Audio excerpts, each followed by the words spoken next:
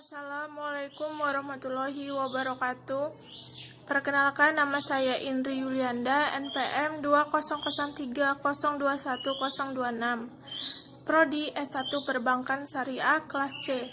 Di sini saya akan menjelaskan tentang bagaimana konsep pemikiran ekonomi Islam pada masa Bani Abbasiyah.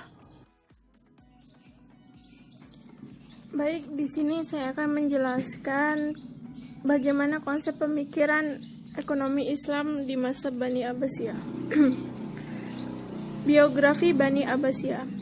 Bani Abbasiyah didirikan oleh Abdullah al-Safa bin Ali bin Abdullah bin al-Abbas, dilahirkan di Umayyah tahun 104 Hijriah. Bermula ketika Bani Hashim menuntut kepemimpinan Islam berada di tangan mereka karena mereka merupakan keluarga Nabi yang terdekat. Pada abad ke-7, terjadi pemberontakan besar-besaran antara pasukan Abdullah Abbas melawan pasukan Warman atau Bani Umayyah, yang pada akhirnya dimenangkan oleh pasukan Abdullah Abbas. Berikut khalifah-khalifah yang memiliki peran penting dalam pemikiran ekonomi di masa Bani Abbasiyah. Yang pertama, Al-Mahdi. Beliau merupakan tempat persinggahan. Beliau membuat tempat persinggahan jamaah haji, adanya kolam air untuk para khalif, dagang, memperbaiki dan memperbanyak jumlah telaga. Yang kedua, Harun al-Rasyid mewujudkan keamanan, kedamaian serta kesejahteraan rakyat. Yang ketiga, Abu Nawas. Menurut cerita rakyat Irak, ia suka menentang Abu Nawas dengan hal yang aneh, seperti cerita bahwa ia pernah disuruh memindahkan istananya. Yang keempat, Musa al-Hadi. Tak terlalu banyak perkembangan yang terjadi di masa pemerintahan pada masa al-Hadi. Usia pemerintahannya pun tidak terlalu lama. Ia meninggal dunia pada malam Sabtu 16 Rabiul Awal 170 Hijriah. Yang berikutnya, Al-Amin. Sejak semua Khalifah Harun sudah berpesan agar penerus tahta kekhalifaan, yaitu Al-Amin, kemudian Al-Ma'mun, menjaga kekompakan mereka. Bahkan kesepakatan ini ditulis dan disimpan dalam Ka'bah. Berikutnya, Al-Ma'mun. Beliau sudah mendirikan sekolah Baitul Hikmah, pusat penerjemahan kebudayaan dan ilmu pengetahuan Jabir ibnu Hayyan 721 sampai 815.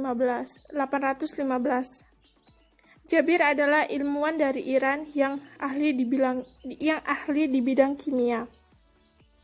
Berikutnya ada Ibnu al-Nafis. Ibnu al-Nafis merupakan ilmuwan dari Damaskus yang mempunyai kontribusi besar di bidang medis. Ia ilmuwan pertama yang mengungkapkan teori pembuluh darah. Ia secara akurat dapat mendeskripsikan peredaran darah dalam tubuh. Ia dijuluki sebagai bapak fisiologi peredaran darah. Berikutnya ada Ibnu Sina. Dunia medis makin berkembang. Perkembangan tersebut berkat ilmuwan Persia. Ibnu Sina yang menulis buku The Canon of Medicine. Buku tersebut menjadi pedoman mahasiswa kedokteran di Eropa hingga tahun 1600-an. Yang berikutnya, Ibnu Khaldun.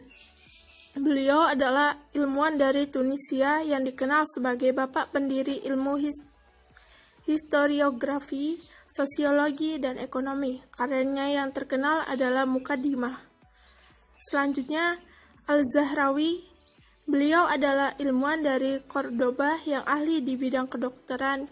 Dia juga yang menemukan konsep operasi modern. Yang terakhir ada Ibnu Haytham.